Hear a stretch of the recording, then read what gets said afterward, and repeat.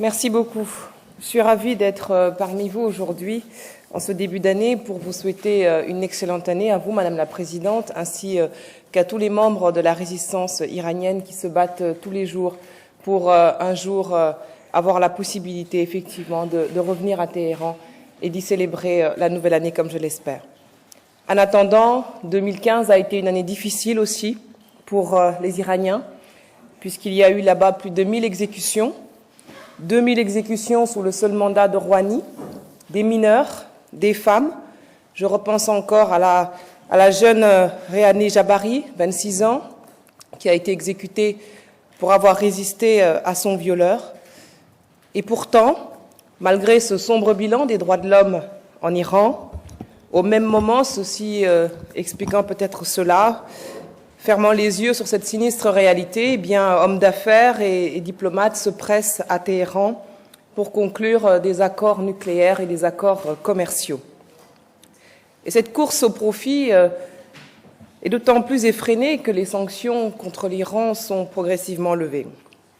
Alors, quand bien même on partagerait un tel cynisme, on imaginerait que pour les Iraniens, par exemple, dont le pouvoir d'achat a baissé de 3/4 depuis 2005, on peut imaginer que les Iraniens pourraient en profiter. Comment pourrait-il en être autrement quand on sait que le taux de chômage est supérieur à 30%, que le taux d'inflation également?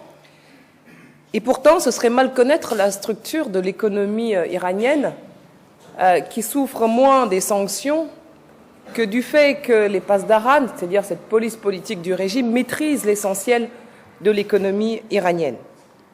Et je veux par conséquent dire ici que l'Iran ne pourra pas prétendre à une quelconque appartenance au concert des nations tant que les Iraniens ne seront pas libres. L'Iran ne pourra pas non plus prétendre à une quelconque respectabilité sans respect des droits de son peuple. L'Iran ne pourra pas prétendre à un quelconque rôle de gendarme du Moyen-Orient, y compris dans sa fausse lutte contre Daesh, sans renoncement à sa stratégie militariste. Et je voudrais aussi dire que les droits de l'homme ne sont pas une valeur occidentale, mais un principe universel. Et les Iraniens, comme nous tous, y ont droit. Alors la visite de Rouhani à Paris, dans quelques jours, doit être l'occasion d'une mobilisation exceptionnelle de la société civile. Nous avons le devoir de dire la vérité à l'opinion française. Dire la vérité, c'est dire que le prétendu modéré, comme vous disiez, Madame la Présidente, modéré Rouhani, a fait bien pire que son prédécesseur. Que les laïcs, les démocrates, les syndicalistes, les militants des droits de l'homme, les femmes, les chrétiens font tous l'objet d'une répression féroce.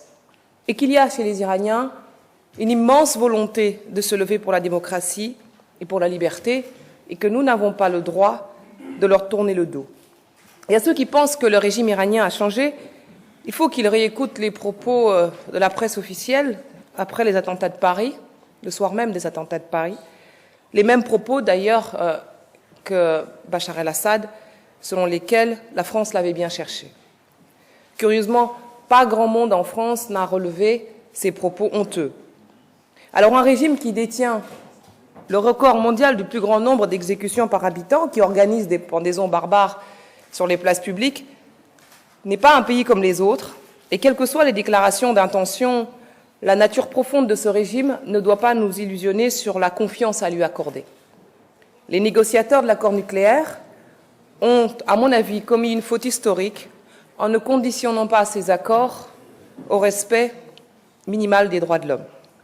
Puisque nous ne pouvons pas compter sur les États, trop cyniques ou trop impuissants, pour répondre à ces appels à la liberté, alors il ne reste plus que les opinions publiques. Et dans un monde où associations, ONG, médias, réseaux sociaux prennent de plus en plus le pas sur les pouvoirs politiques sclérosés, eh bien, en ce début d'année, je crois que nos demandes doivent être précises, claires, vis-à-vis du régime iranien, lorsque M. Rouhani sera ici, l'abolition de la peine de mort, la libération des prisonniers politiques, l'égalité des droits entre les hommes et les femmes, la liberté d'expression, la fin de la censure et la liberté de conscience.